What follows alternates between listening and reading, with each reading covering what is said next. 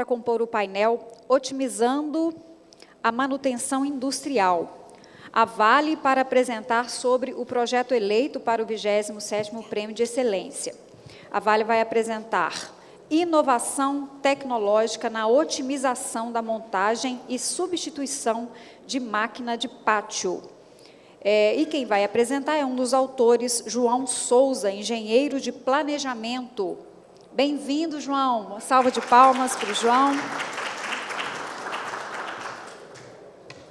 Tudo bem? Gente, muito bom dia. Tá? Quero agradecer aqui a presença de todos, a revista Minério e Minerales pela oportunidade. Estou muito feliz aqui de estar nesse evento. Eu sou o João Paulo, sou engenheiro master de planejamento da Vale. Estou representando aqui também nosso líder, João Carlos, gerente geral, e todo o time de Itabira. Quero contextualizar vocês sobre o cenário desse projeto e o desafio que a gente enfrentou lá. Em julho de 23, pessoal, houve um colapso de uma retomadora existente no complexo de Itabira, durante uma manutenção preventiva de troca do cilindro de elevação da máquina. Houve uma falha na pressurização desse cilindro, e após a manutenção, o técnico começou a realizar os testes para que o equipamento retornasse aí à operação, e ele pediu para que o operador colocasse a máquina na posição aí de menos 4 graus. Nessa posição, ocorre o equilíbrio do contrapeso da contralança com a lança. E aí, até então, a máquina estava respondendo bem, e o operador pediu para que elevasse mais um pouco para realizar os testes. Nesse momento, como houve uma falha de pressurização, a câmara superior do cilindro se encontrava cheia de ar e não com óleo. Então, o que aconteceu? A contralança começou a descer rapidamente, porque o cilindro precisava fazer uma força contrária ao movimento, e isso não ocorreu em função da câmara estar cheia de ar. E ocorreu o rompimento aí dos tirantes do cabo de aço, levando a um colapso da máquina. Então, a Vale precisou agir rapidamente para que montasse uma nova retomadora, pois ela tinha um compromisso de entregar 38 milhões de toneladas de minério no ano, e sem essas retomadoras isso seria impossível, né? Então, vou contar para vocês aqui como que a gente agiu e planejou e montou essa máquina em tempo hábil, usando metodologias aí de engenharia e de planejamento. Um pouquinho aqui do nosso escopo e do desafio. Se tratava aí de um projeto de grande porte. Utilizamos aí 580 empregados, um CAPEX aí de 405 milhões.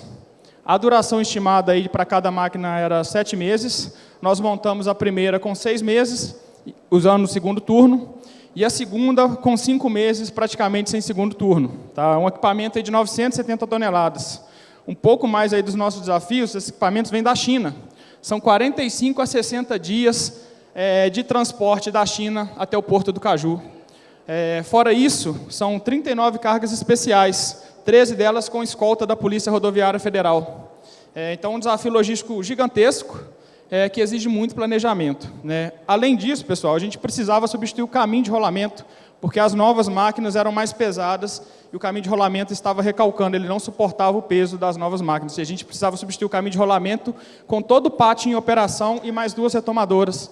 Então, a gente precisava estar o tempo todo coordenando com a operação, substituindo em trechos para que a gente não impactasse em nada a operação. Tá? Vou passar um pouquinho do vídeo para vocês entenderem aqui o nosso desafio. O investimento das máquinas de pátio contempla a substituição de 2 retomadoras no pátio de carregamento da mina de Conceição da Vale, na cidade de Itabira. No ano de 2023, uma das máquinas retomadoras existentes colapsou, comprometendo a continuidade das operações da mina. A Vale precisou agir rapidamente e mobilizar profissionais para um plano de aceleração para a montagem de uma nova máquina, que foi entregue para operação em fevereiro de 2024. Logo depois, em maio de 2024, a Vale iniciou a montagem da segunda retomadora, com previsão de entrega para operação em dezembro de 2024. As novas retomadoras modernas operam com alta precisão e automação, minimizando erros operacionais, reduzindo a necessidade de intervenção humana e colocando a segurança das pessoas em primeiro lugar. Para a implantação do investimento, foi adotado a metodologia do Virtual Design and Construction com o objetivo de integrar tecnologia, pessoas e processos. Essa atuação colaborativa, aliado às melhores práticas de mercado como o Advanced Work Packaging, o Build Information Modeling e o Last Planner System representou uma abordagem integrada com o objetivo de otimizar o prazo de execução e proporcionar mais segurança no projeto. Então, aqui deu para ter ideia um pouquinho do desafio que nós enfrentamos, e eu vou explicar um pouquinho cada metodologia que nós utilizamos aqui para planejar esse projeto, tá bom?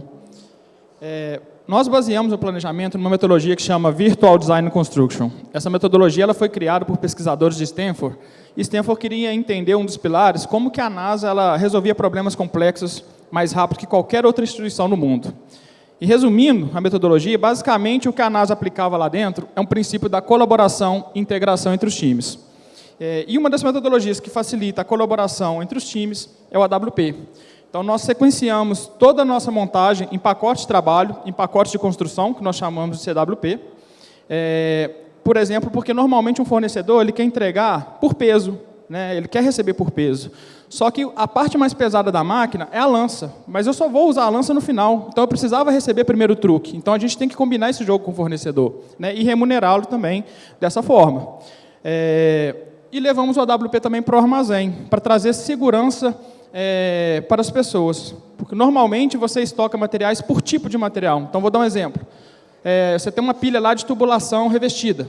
E aí a montadora precisa, às vezes, de um spool que está lá embaixo. E aí a gente precisa fazer várias atividades de içamento, atividades críticas, para retirar aquela peça lá embaixo. Além de nós expormos as pessoas ao risco quando fizemos isso, a gente atrasa também a entrega de material para a montadora. Normalmente isso é base de pleito.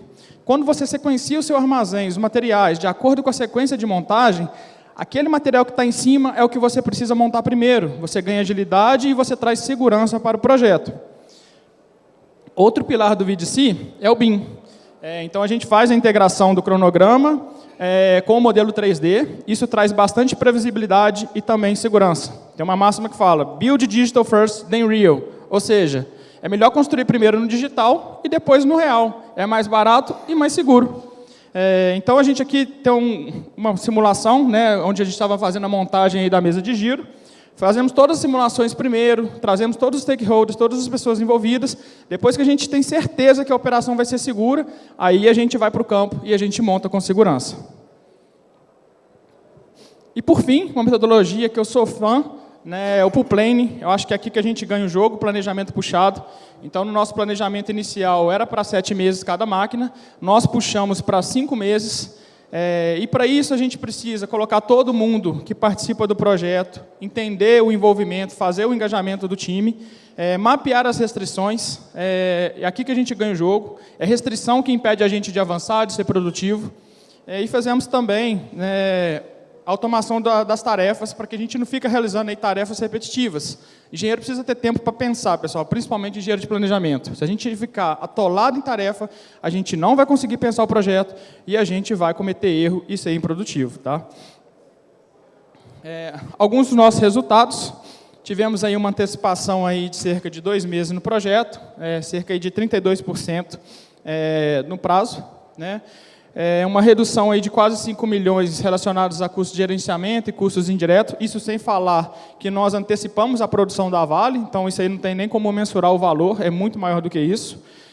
Um índice de retirada de restrições de 88%, isso é fantástico, mostra o comprometimento do time em resolver os problemas de forma antecipada, para que a gente não tenha aí nenhum atraso, né? Isso levou o projeto aí também 0 atraso, 0 evento de segurança, 0 acidente, eu acho que esse é o resultado mais fantástico.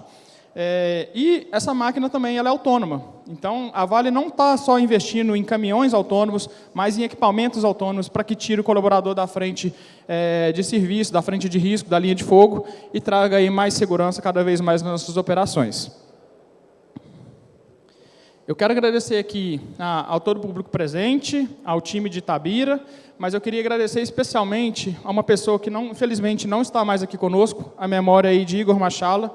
Igor Machala foi nosso líder de construção. Felizmente, Deus quis dessa forma que ele não estivesse mais presente fisicamente, mas o legado que ele deixou para nós aqui é um legado que fica vivo nos nossos corações, o aprendizado. Ele, além de um líder incrível, era um ser humano maravilhoso. E a gente procura levar o legado dele para frente. Então, sou muito grato de ter convivido com ele nesse tempo.